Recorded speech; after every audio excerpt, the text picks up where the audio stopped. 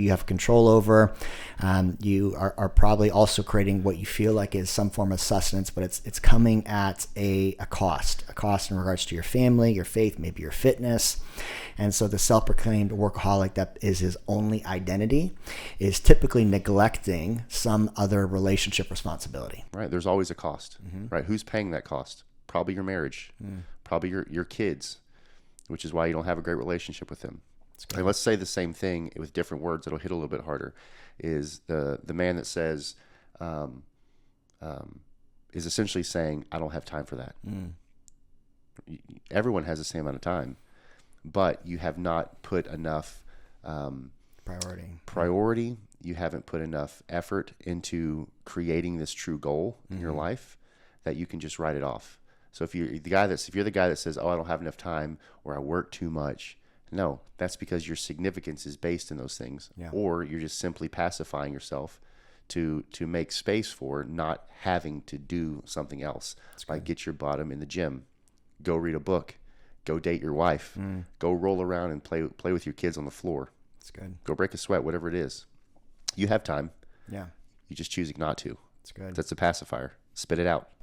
So to summarize all this, a form of pacification, that binky in your mouth, is anything that reduces you to a submissive state. It's powerful. Yeah. And I just keep thinking to myself in the mirror of the pacifier and being grossed out. Yeah, it's gross. Maybe we can create some graphic visuals.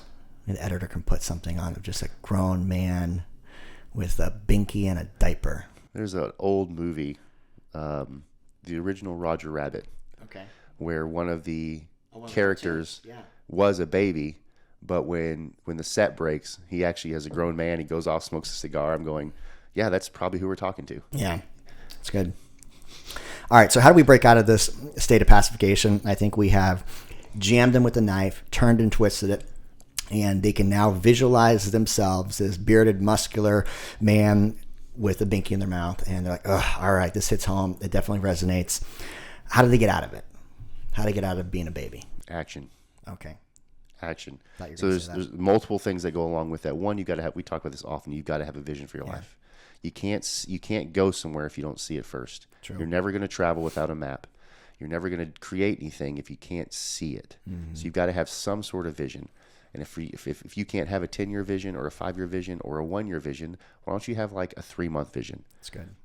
So often men discount what they can accomplish in a day, right? Because we go, oh, a year from now, 30 pounds lighter, that sounds really hard to me. Okay, we'll break that down into 3 months or even a day. What can you do today? True. So have a vision for yourself. From the vision, we talk about creating goals.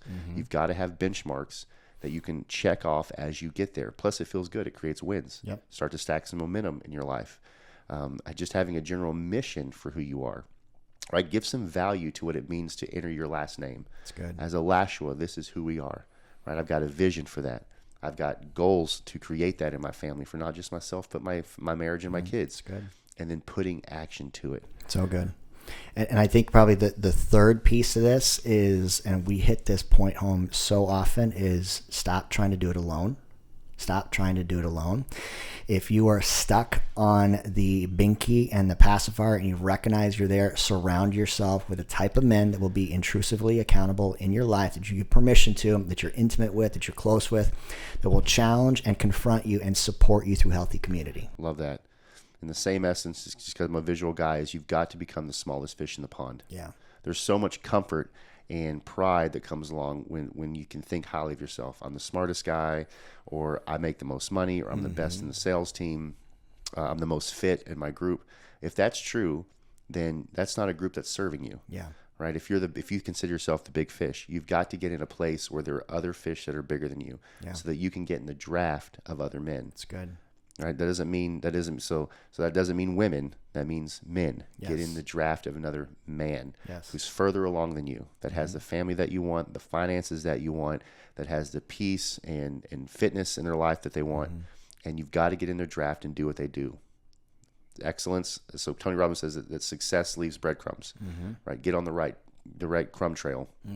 and so that you can start to replicate in your life what others have, so you don't have to recreate the wheel, because that's way more difficult, and you're going to do that alone. That's good.